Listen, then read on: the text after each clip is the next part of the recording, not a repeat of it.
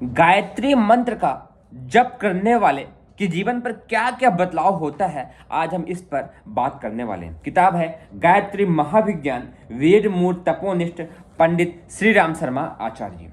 गायत्री द्वारा सतोगुणी वृद्धि के दिव्य लाभ।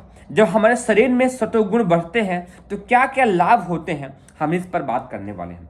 गायत्री सद्बुद्धि का मंत्र है, यह हम सब अच्छे तरीके से जानते हैं। वह साधक के मन को, अंतःकरण को, मस्तिष्क को, विचारों को सन्मार्ग की ओर प्रेरित करता है।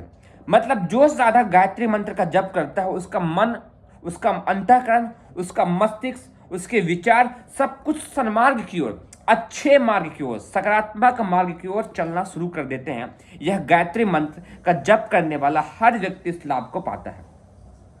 सत्य तत्व की वृद्धि करना उसका प्रधान कार्य है। मतलब जो व्यक्ति गायत्री मंत्र का जप करता है, उसको पहला लाभ मिलेगा सत्य तत्व की वृद्धि, क्योंकि यह गायत्री मंत्र का जप करने का प्रधान कार्य है, वो उसका पहला लाभ देती है। साधक जब इस महामंत्र के अर्थ पर विचार करता है तो वह समझ जाता है कि संसार की सर्वोपरि समृद्धि और जीवन के सबसे बड़ी सफलता सद्बुद्धि ही है। यह सद्बुद्धि जिस व्यक्ति के जीवन में जितनी अधिक मात्रा में आ जाती है, उसका जीवन उतना ही सरल और आसान बन जाता है। और इस सद्बुद्धि को प्राप्त करना किसी भी व्यक्ति का सर्वोपरि कार्य हो सकता है।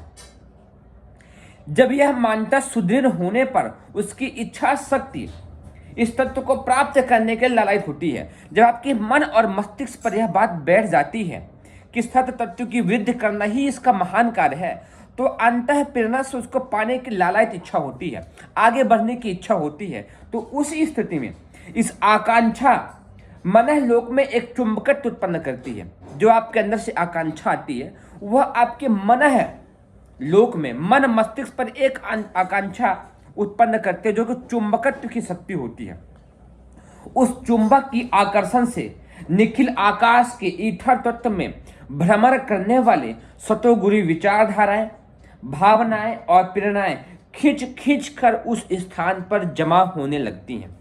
अर्थात जब आपके मन और मस्तिष्क पर यह विचार आता है कि आपको सात्विक बनना है, सकारात्मक बनना है, तो निखिल ब्रह्मांड में जहां पर भी इससे मिलते जुलते विचार, भावनाएं, प्रेरणाएं, विचार जो भी हैं, वो सब खींच करके आपके अंतःकरण में, आपके मन और मस्तिष्क पर आनी प्रारंभ कर देती हैं। आपका अंतःकरण सकारात्मक विचारों से, भावनाओं से, प्रेरणाओं से भरना प्रारंभ हो जाता है। विचारों की चुंबक शक्ति का विज्ञान सर्वविदित है। एक जाति के विचार अपने सजातीय विचारों को आकाश से खींचते हैं। अर्थात आपके मन और मस्तिष्क पर जो भी विचार चल रहे हैं, उससे मिलते जुलते विचार और खींच करके चले जाएंगे। यदि आपके मन और मस्तिष्क पर किसी के लिए द्वेष के विचार आते हैं, तो उसकी बुराइयां, आसपास के लोगों की बुराइयां, उनके बुरे विचार, बुरे काम, वो सब कुछ आपके मन और मस्तिष्क में खिंचते हुए चले आएंगे। वहीं दूसरी ओर जब आप किसी के बारे में अच्छा सोचते हैं कि अमुक व्यक्ति तो तारीफ के पात्र है, अमुक व्यक्ति ने हमारी मुसीबत में मदद की, अमुक व्यक्ति अच्छा है, तो उस स्थिति में जितनी भी अच्छाइयाँ आसपास के लोगों की, उस व्यक्ति के द्वारा किए हुए आपके लिए अच्छे कार्य की होती हैं, वो सब कुछ आपके अंतःकरण में खींच करके आती हैं और आपको वैसा बना देती हैं। ये कार्य होता है विचारों का। एक विचार अपने से मिलते जुलते विचारों को खींच करके लेके आता है। फलस्वरूप संसार के मृत और जीवित सत्पुरुषों के फैलाए हुए अविनाशी संकल्प जो शून्य में सदैव भ्रमण करते रहते हैं, गायत्री साधक के पास दैवी वरदान की तरह अनायास जमा होते रहते हैं और संचित पूंजी की भांति उनका एक बड़ा भंडार जमा हो जाता है।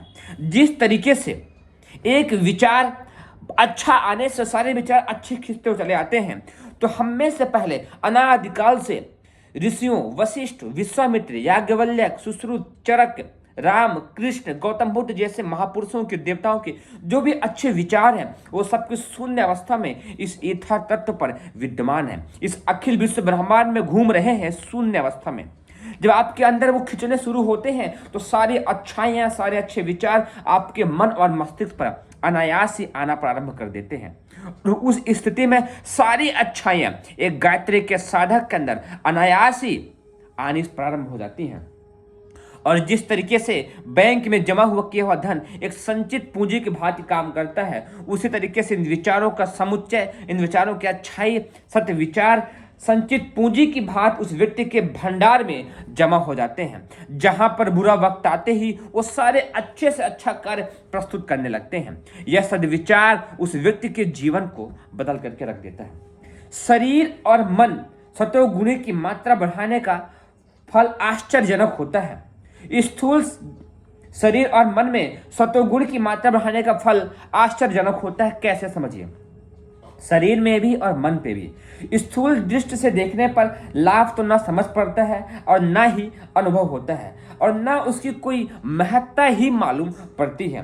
पर जो सूक्ष्म शरीर के संबंध में अधिक जानकारी रखते हैं वे जानते हैं कि तम और रज का घटना, उसके स्थान पर सत तत्व का बढ़ना ऐसा ही है जैसे शरीर में भरे हुए रोग, मल, विष, विजातीय पदार्थ घट जाना, उनके स्थान पर शुद्ध सजीव परिपुष्ट रक्त और वीर्य की मात्रा परिणाम में बढ़ जाना।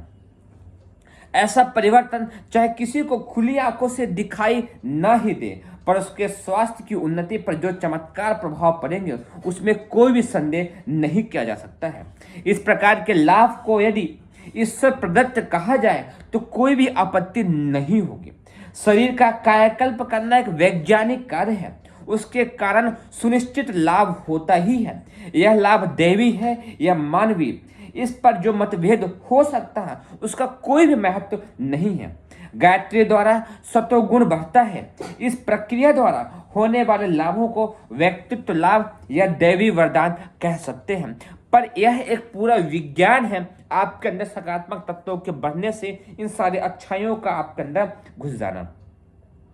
गायत्री साधना द्वारा होने वाले वैज्ञानिक आधार पर हुए भी कहे जा सकते हैं, ईश्वर कृपा के आधार पर भी उन्हें वह परिणाम का लाभ माना जा सकता है। शरीर में सत तत्व की अभिवृद्धि होने से शरीर चर्या की गतिविधियों में काफी हेर फेर हो जाता है। इंद्रियों के भोगों में भटकने की गति मंद हो जाती है।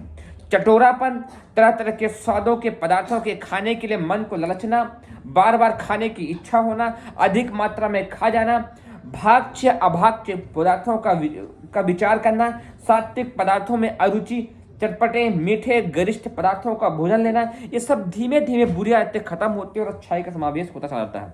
इसी प्रकार कामेंद्रिय की उत्तेजना सतोगुण विचारों के कारण संयमित हो जाती है।